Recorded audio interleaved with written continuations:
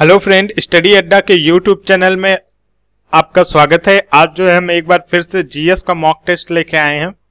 तो इसमें हमने टोटल 16 से 17 क्वेश्चन लिया है और वो भी अच्छे अच्छे क्वेश्चन है जो कई बार पूछे जा चुके हैं। तो अगर आपको अच्छा लगे ये वीडियो तो लाइक, कमेंट और शेयर जरूर कीजिएगा। अगर आप हमारे चैनल पे पहली बार आए हैं तो हमारे चैनल को सब्सक्राइब करके प्लेलिस्ट जरूर चेक कीजिए। प्लेलिस्ट में बहुत सारी ऐसी वीडियो हैं जो SSC, MTS, CGL, SSC, CGL, UPSC और बैंक से रिलेटेड वीडियो हैं जो आपके काम की हो सकती हैं। तो चलिए शुरू करते हैं।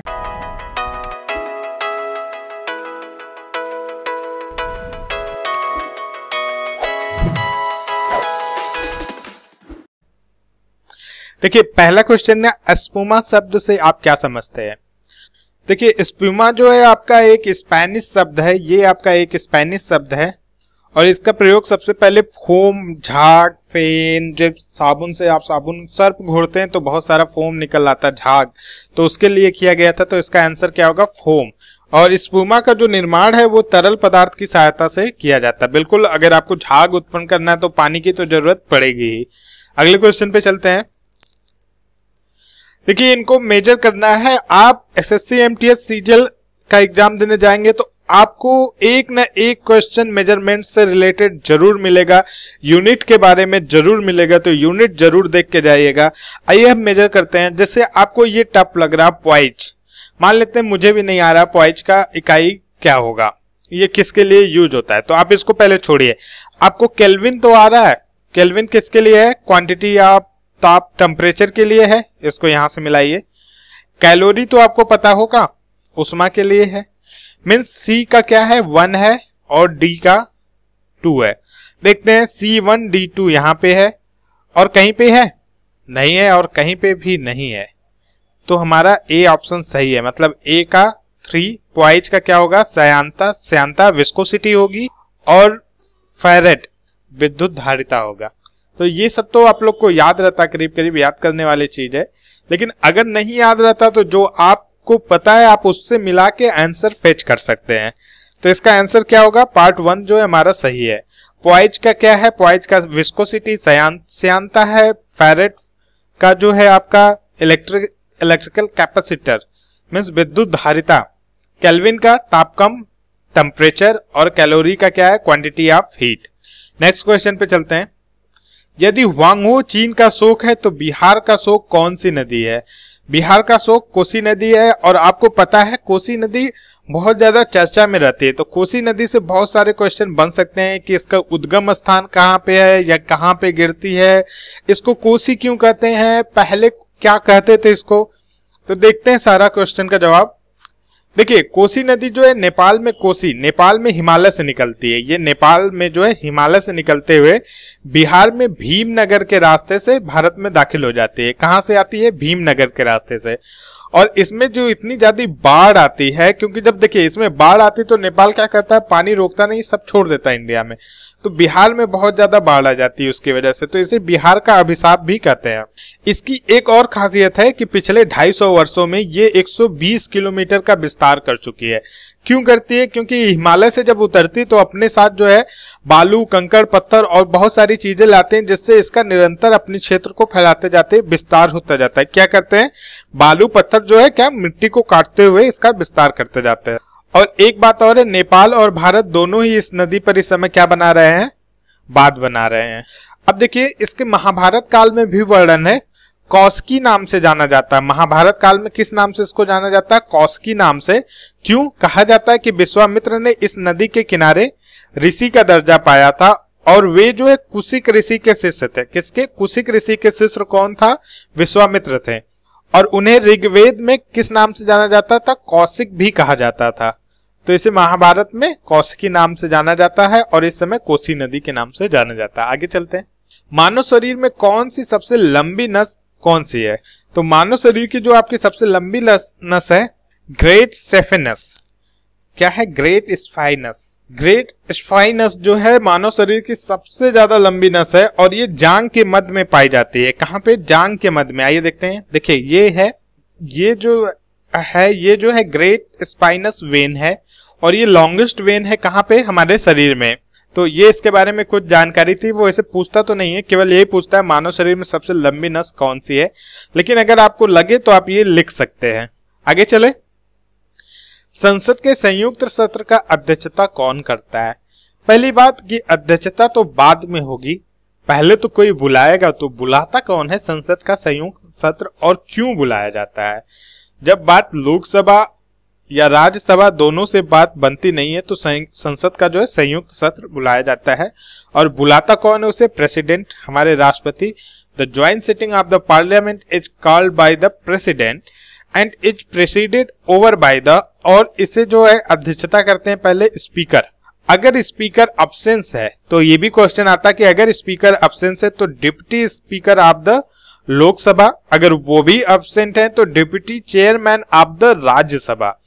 सबसे ज्यादा ये क्वेश्चन आता है कि अगर स्पीकर और डिप्टी स्पीकर अब्सेंट हैं लोकसभा के तो ज्वाइंट सेशन की अध्यक्षता कौन करता है? तो deputy chairman of the Rajya Sabha. कभी चेयरमैन ऑफ द राज्यसभा मत बोल दीजिएगा, गलत हो जाएगा।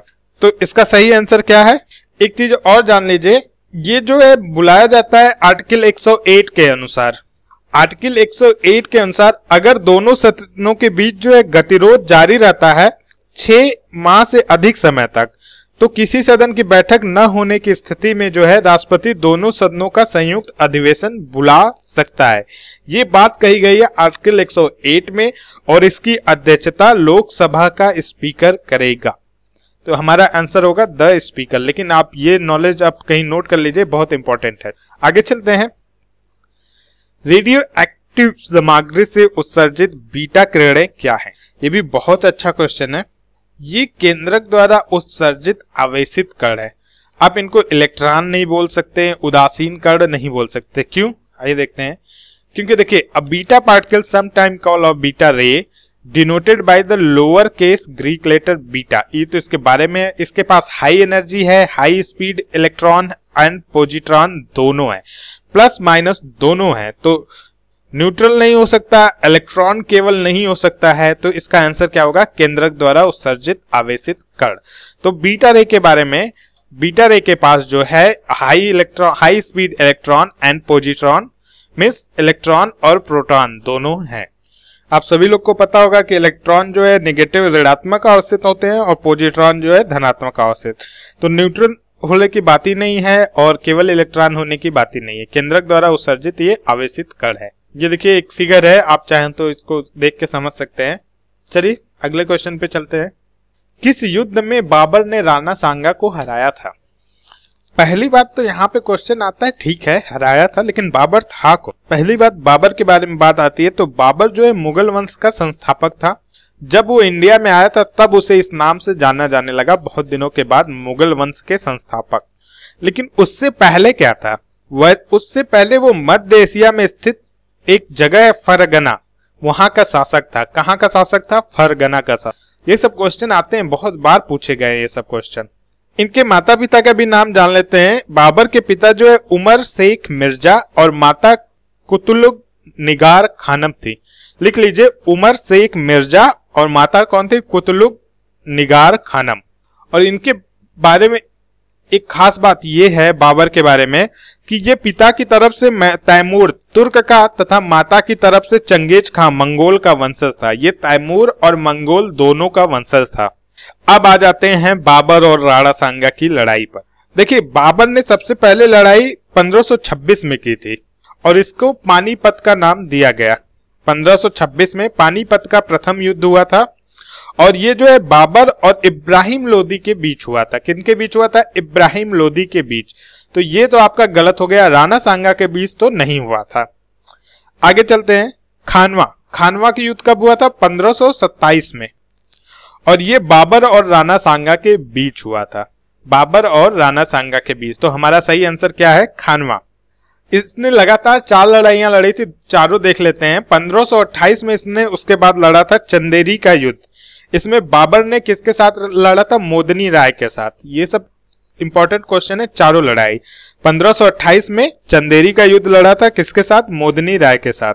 और 1529 की लड़ाई बहुत ज्यादा इंपॉर्टेंट है, इसको जरूर याद रखिएगा, घाघरा का युद्ध। 1529 घाघरा का युद्ध। घाघरा के युद्ध क्यों इंपॉर्टेंट है? क्योंकि भारतीय इतिहास का पहला युद्ध है जो जल और थल दोनों पे लड़ा गया, मीन्स पानी और जमीन दोनों पे लड़ा गया।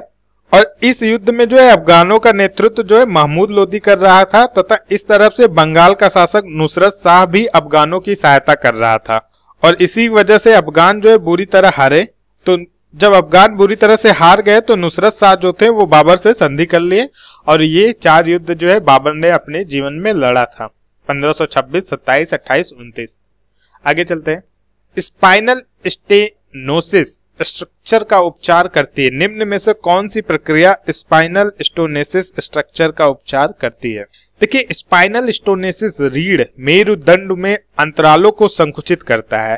देखिए, जब आपके पीछे वाले हड्डी में ना अंतराल संकुचित हो जाते हैं, जिसके परिणाम स्वरूप क्या होता है, मेरुरज या तंत्रिका तंत्रों पर दबाव पड़ता है और इसके वजह से बहुत सारी प्रॉब्लम आती हैं। तो इसका कुछ शल्योपचार विधियां हैं। ये सब विधियां क्या है? शल्योपचार विधियां हैं, जिसमें से पहली विधि है सर्वाइकल लेमिनोप्लास्टी।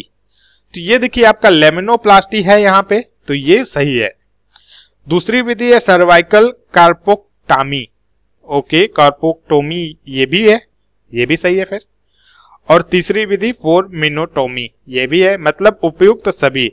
तो स्पाइनल स्टोनिस क्या होता है? जब आपके पीछे की जो मेरुदंड की हड्डियां हैं वो जब क्या होती हैं, संकुचित हो जाती हैं, मीन्स दब जाती हैं, जिसकी वजह से बहुत सारे प्रॉब्लम हो जाते हैं। तो इन विधियों से इनका उपचार करते हैं, लेमिनोप्लास्टी, कोर्पोक्टोमी एंड फोरमिनोटोमी।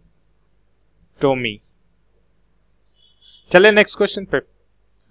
निम्नलिखित में से कौन सा गलत जोड़ा है? देखिए, हीराकुंड महानदी सही है, पोचमपाद गोदावरी, नागार्जुन सागर कावेरी ये गलत है, और भागरा नांगल सतलज सही है।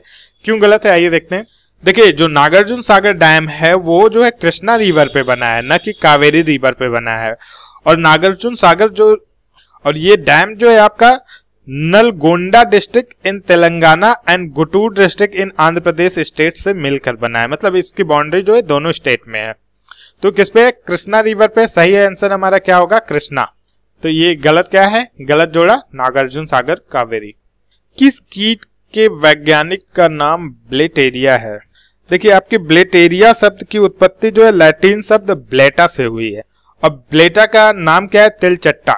इसका अर्थ क्या है? तिलचट्टा। तो इसका सही आंसर क्या होगा? कॉकरोच। कॉकरोच को हम तिलचट्टा भी बोलते हैं। यह तिलचट्टा का वैज्ञानिक नाम है, मतलब ब्लेटेरिया जो है आपका तिलचट्टा का वैज्ञानिक नाम है। तो इसका आंसर क्या होगा? कॉकरोच।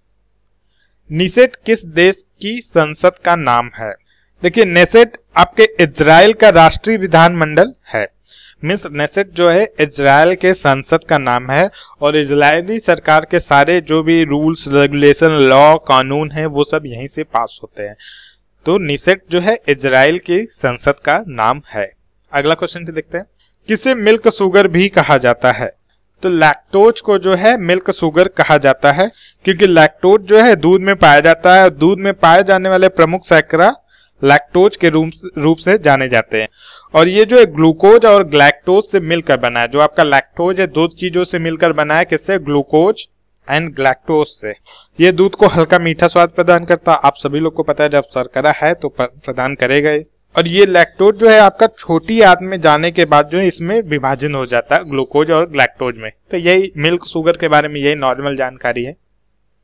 लोकसभा का सत्र न्यूनतम बुलाया जाता है। तो जो आपका लोकसभा का सत्र है वो न्यूनतम साल में कम से कम 2 बार जरूर होना चाहिए। तो 6 माह के से अधिक के अंतर में नहीं होना चाहिए, मीन्स ये ट्वाइस ईयर लोकसभा का सत्र वर्ष में 2 बार बुलाया जाता है। तो आई होप ये मॉक टेस्ट आप लोग को पसंद आया होगा। नीचे कमेंट करके बताएं आपको कैसा लगा। तो थैंक यू फ्रेंड, लाइक करना मत भूलिएगा।